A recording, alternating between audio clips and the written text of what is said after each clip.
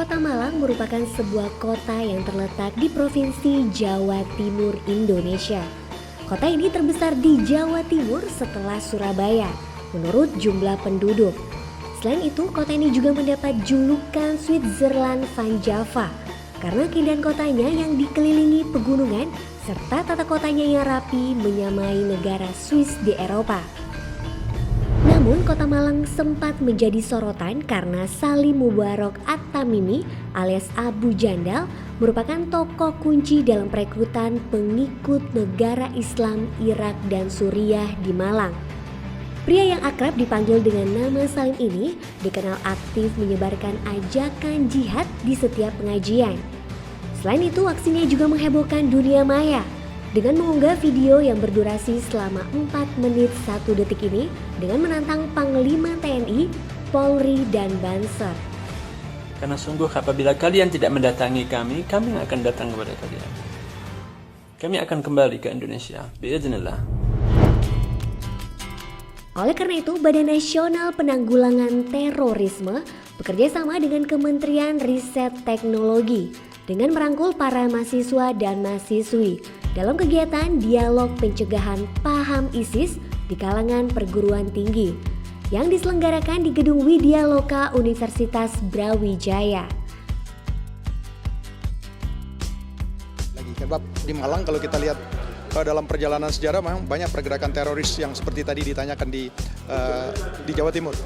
Untuk mengawasi itu makanya negara itu tidak mampu mengawasi secara keseluruhan. BNPT tidak mampu mengawasi sampai ke kampus-kampus. Sehingga untuk itulah seperti kegiatan dialog pada hari ini, itu kita memberikan pemahaman, perlunya daya tegah, daya cegah, daya tangkal terhadap masuknya paham ISIS. Jadi sistem itu akan dibangun oleh komunitas itu sendiri. Komunitas mahasiswa, maka mahasiswa lah yang membangun sistem itu. Jadi BNPT adalah tugasnya adalah mengkoordinasikan semua elemen itu. Mengkoordinasikan kementerian lembaga dan mengkoordinasikan elemen-elemen yang ada di masyarakat, stakeholder untuk membangun daya cegah dan daya tangkal paham yang masuk.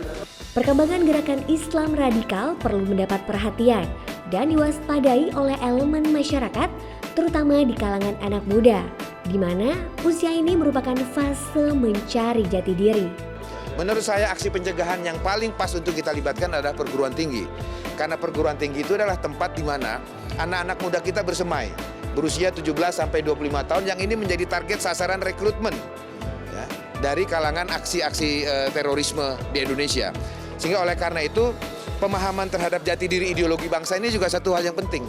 Agar kalangan terdidik tidak mudah terpengaruh oleh ajakan maupun rayuan dari perekrutan ISIS, perguruan tinggi juga harus dapat memfasilitasi segala kebutuhan yang diperlukan oleh mahasiswa, memberikan tugas-tugas dan kegiatan ekstrakurikuler.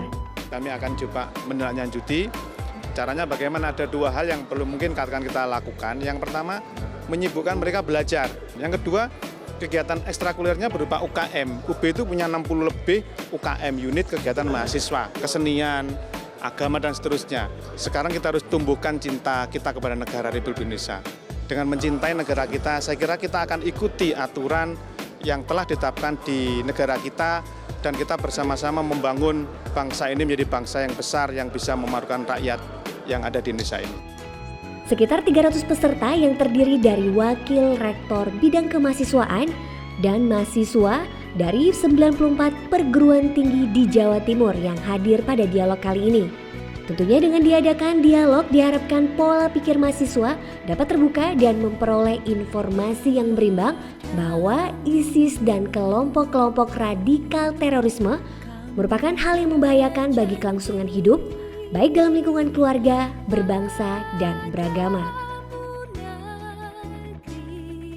Mari bersama cegah terorisme. cegah terorisme. Damailah. Damailah Indonesia.